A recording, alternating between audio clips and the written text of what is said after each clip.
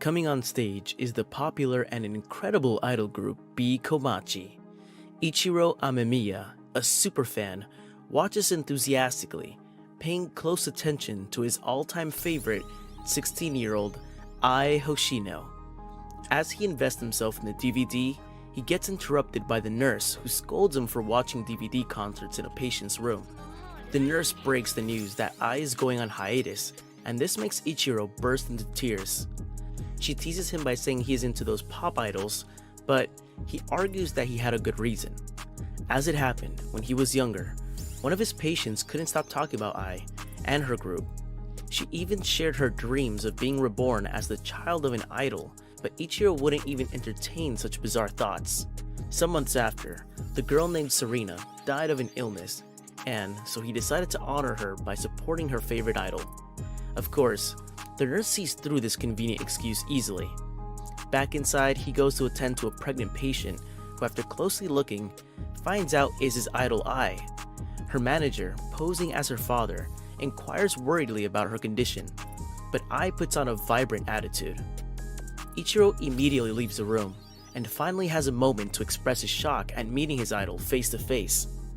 More importantly, suddenly seeing her pregnant leaves him in shock. From the examination, Ai learns that she is carrying twins. Since she is under his agency, the manager called Saito doesn't want a scandal that'll ruin his business, so they begin weighing their options. However, Ichiro keeps his opinions professional. Later, Ai bumps into him on the roof and reveals he knows she is an idol despite her efforts to hide it. He then asks if she will quit being an idol, but she reveals that she plans to give birth secretly and continue being an idol while also secretly raising a family. Just another lie added to the fake life of being a celebrity. Seeing her confidence, he swears to help her deliver safely and safeguard her happiness, both as a fan and a doctor. When her due date finally arrives, Ai gets ready for the delivery process while Ichiro goes out to wait for the call. On his way, he encounters a stalker who asks him about Ai's situation. The stalker makes a run for it, having been found out, but Ichiro gives him a chase into the woods. However, he gets lost near a cliff and the stalker pushes him off to his death. In his last moment, he watches as his phone rings, and then his life begins to flash before his eyes. A memory, Serena's voice talking about being reborn, becomes the last thing in his head before he dies. Well, he didn't die, since he gets reincarnated as one of Ai's twins named Aquamarine. Ai Hoshino gave birth and has now become a mother. His second twin, a girl named Ruby, begins crying, but apparently, Ai can't tell her kids apart since she is bad at recognizing people. Saito arrives to discuss his plans to get her back on stage. He reveals his plan involves his wife, Miyako, looking after her twins while she works. When Ai thinks about taking the children out with her, Saito snaps at her for thinking a thought that might ruin both their careers. He then adds that as far as the public is concerned, the kids are his and she is just babysitting them. While Ai goes to work, Aqua watches her live on TV as she nearly talks about having kids in an interview. When it's time to shoot, the producers and crew don't think much about the group, with some remarking that they are a below average group. However, when Ai takes the lead, her performance becomes an explosion that stuns everyone, including Aqua, who watches in blissful adoration. As he watches while being grateful for being reborn, Ruby wakes up and as it turns out, she was also reborn, and in her past life was also a super fan of their mother. It was so obvious as he once caught her engaging trolls and haters online, and her non-stop rant about Ai's awesomeness never ends. Meanwhile, the stalker finds out Ai managed to put to bed, and this breaks him severely. That night, Ai tries to feed Aqua, but he refuses out of morals, leaving Ai to wonder why he loves his bottle so much. On the other hand, Ruby takes full advantage of her opportunity, rubbing in on Aqua's face any moment she gets. Unfortunately, talking is all they can do, and Ruby soon needs a diaper change. Miyako gets frustrated about how she became a babysitter all of a sudden. She begins throwing a fit and finally snaps. She then begins planning on using the kid's scandal to fuel her popularity. As she takes the evidence, the twins decide to take matters into their own hands. Aqua talks to her, impersonating a spiritual being. But the shock of a baby talking leaves her dumbfounded and confused.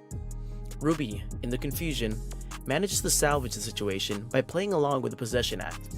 She reveals it is Miyako's destiny to help Ai out and if she doesn't, she would perish.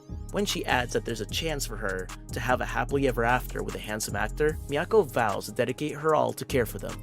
A few months after her return, the expected bounty the agency was supposed to experience never happened, and Ai is left with so little pay despite her hard work. She reveals she wants to make sure her kids have the best life, and such pay certainly wouldn't cut such a dream. After she leaves for practice, they inquire why Ai isn't getting job offers and endorsements, so Miyako explains that marketing an idol group is too complicated. And on the other hand, the possibility of a solo idol success is extremely low, and most people don't make it. During the next show, the twins manage to convince Miyako to let them out of the house. Although they get VIP spots, they must behave like actual children. The concert commences and Ai and her group's performance gets the audience incredibly thrilled. However, two superfans from the crowd begin cheering so hard that even the performers paused in awe. Afterward, a clip of the twins go viral, acquiring over 2 million views in a short time.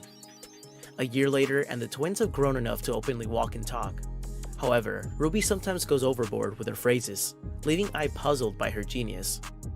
By this time, Ai has grown in fame a little more and is even about to feature in a movie. On arriving at the studio, the intense director scolds Miyako for bringing kids to the set. However, he doesn't make a fuss and just lets it go. There are adorable kids on set, and everyone wants to pat them. While Ruby can't get enough, Aqua escapes the crowd, only to bump into the director in the hallway. Before he snaps again, Aqua begins talking excessively in hopes of getting in his good graces, but the director is more astonished by his vocabulary. He gets so impressed that he advises Aqua to go into acting. Aqua refuses, asking the director to pay attention to Ai instead. So, the director explains that the possibility of her thriving in the industry is low. After the filming, Ai reveals she used the trick to make herself look cuter, so she's confident she'll nail the role. A few days later, when the show is to finally air, only one of her scenes makes it on the TV. This angers Aqua so much that he calls the director immediately. Unfortunately, he reveals that the lead actress's agency deemed Ai a competition, and so they cut her part a lot so their star could shine more. On hearing the disappointment in Aqua's voice, the director decides to star Ai in another film, but with the condition that he also plays a part. At the set of the new film, Aqua suggests his sister might be a better actor, but the director doesn't fancy the idea. It turns out his casual way of talking he took from his previous life made the director take a liking to him. During prep, Ruby cries shamelessly for her mother, and this makes a child actress called Kana Orima to confront them. On seeing her, Ruby expresses distaste for her attitude, and she was right. Kana soon starts talking down on their mother's bad acting, and they both restrain themselves from devouring her.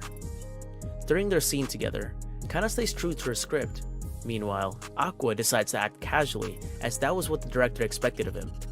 He plays the role so perfectly, everyone but Kana acknowledges his genius. She bursts at the director to retake the scene since Aqua did better than her, and in the end, she ends up being restrained. Later, the director revealed how Kana had been acting egotistically and racking up hate from the crew members, so she needed to be humbled. Sometime after, the director's film became popular due to the flawless acting of Aqua and Ai especially. After that success, Ai's career took a more possible turn, and she began getting more gigs. Meanwhile, it turns out Aqua's previous body was still missing, and making news articles. In that sense, he decides to ask about Ruby's previous life, but the thought of Aqua taking advantage of his sure seniority makes her dismiss the question. When it's time for dancing at the preschool, Ruby runs away. It turns out that in her past life, she was Serena, the sickly girl who was never able to dance because of her health. Of course, Aqua doesn't know this, but he tries to motivate her. That night, she tries to dance secretly, but still can't. Even when Ai tries to help, she easily trips like she was prepared to fall. Soon, with proper guidance, she lets go of the fear from her previous life, and gives herself to the flow just like Ai. Some days later, Ai suddenly contacts her ex and the father of the twins in hopes that he'll like to see them. That evening, they all hang out with the director, who is super excited that Ai is finally going to perform in a dome, the grandest stage there is for an idol. Given the hard work Miyako put into securing the place, Ai makes sure to act excited, even though she doesn't really care. Just thinking about her lies, she recalls how the director scouted her despite her sad background and attempts at explaining how unlovable she was. As it happened, he was the one that taught her that it's okay to lie as an idol, and the habit now eats into her so deeply, she thinks professing her love for the twins might turn out to be a lie. On the morning of the Dome concert, she goes excitedly to answer the door, only to be stabbed by the stalker fan who rants about how Ai betrayed her fans by having kids.